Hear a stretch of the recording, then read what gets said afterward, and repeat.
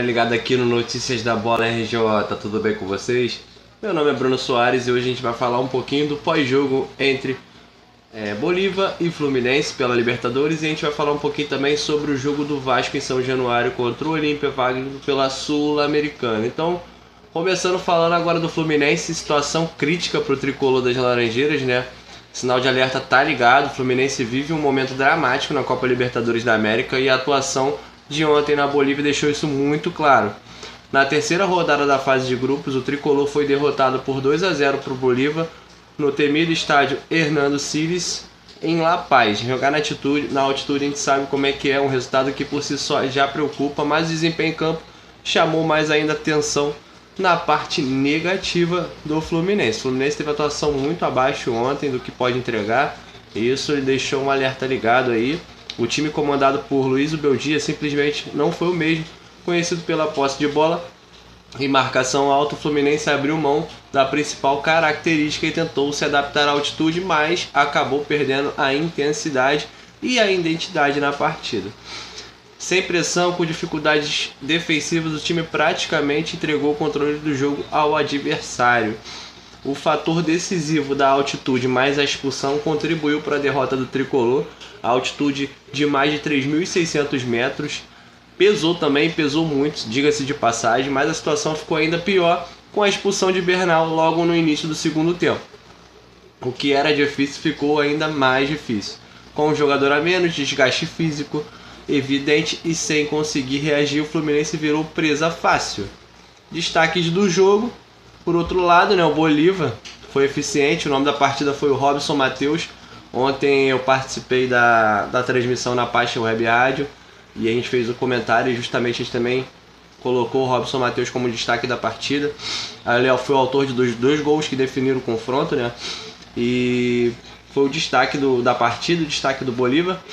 E o que chama a atenção é, após criar 30 chances no último jogo, o Fluminense finalizou apenas 6 vezes nesse jogo. Uma queda brusca que mostra quanto o time foi dominado. A situação agora no grupo, o cenário agora é crítico. O Fluminense é o lanterna do grupo com apenas 1 ponto em 3 jogos. O risco de eliminação precoce já é real. O que vem pela frente agora pro tricolor: o próximo jogo é contra o Independente Rivadavia e é decisivo. É vencer ou se complicar de vez, porque o jogo é fora de casa, vai ser dificílimo. E depois terá mais 2 jogos no Maracanã, que aí pode ser a última esperança da reação. O Fluminense precisa reagir rápido, mais que resultados. Precisa recuperar sua identidade dentro de campo. E você, torcedor tricolor, o que você achou da partida? O que o Fluminense deixou de fazer e o que foi crucial para essa derrota? Eu vou terminando aqui a análise do Fluminense e agora a gente vai falar de Vasco da Gama. Agora vamos falar do gigante da colina. O Vasco da Gama fez um passeio em São Januário para cima do Olímpia, partida 3-0. Uma boa atuação do Vasco, parece que a confiança retornou.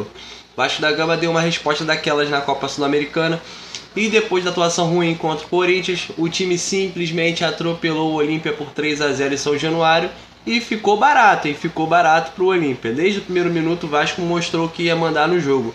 Mesmo com o time recheado de reservas, a equipe foi organizada, intensa e dominante, praticamente um ataque contra a defesa o tempo inteiro.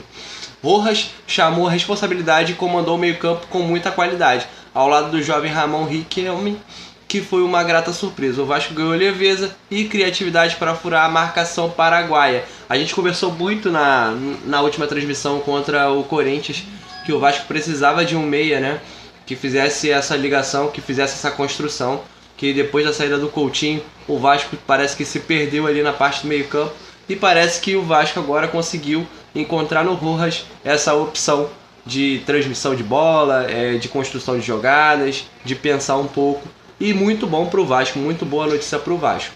Teve estratégia, tá bom? O time explorou muito bem os lados do campo também, pela direita com Pumas Rodrigues e Adson, e pela esquerda com Nuno Moreira e o próprio Rojas.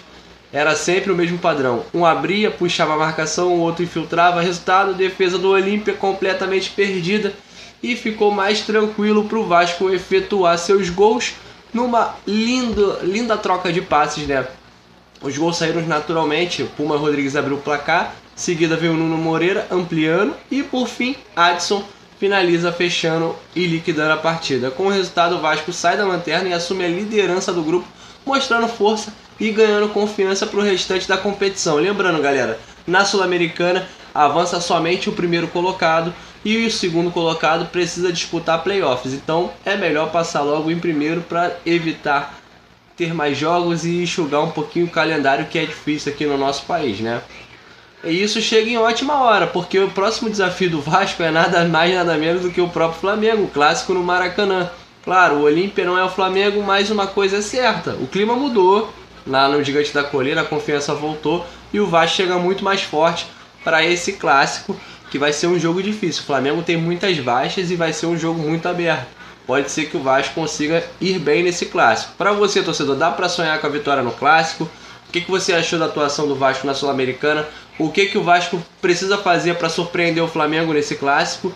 E tá confiante? Deixa aqui nos comentários qual o placar que você acha que vai ser no domingo, tá bom? Se curtiu, já deixa aí o like, compartilha com seus amigos do WhatsApp, é muito mais importante que pessoas consigam ver os nossos conteúdos, tá bom, galera? Eu vou deixando vocês por aqui, um forte abraço e amanhã tem análise e o pré-jogo de Botafogo, tá bom? Botafogo jogando pelo Brasileiro, então torcida botafoguense aí também acompanha o canal, aguarde a gente. Valeu, galera, um ótimo feriadão, beijo, fui!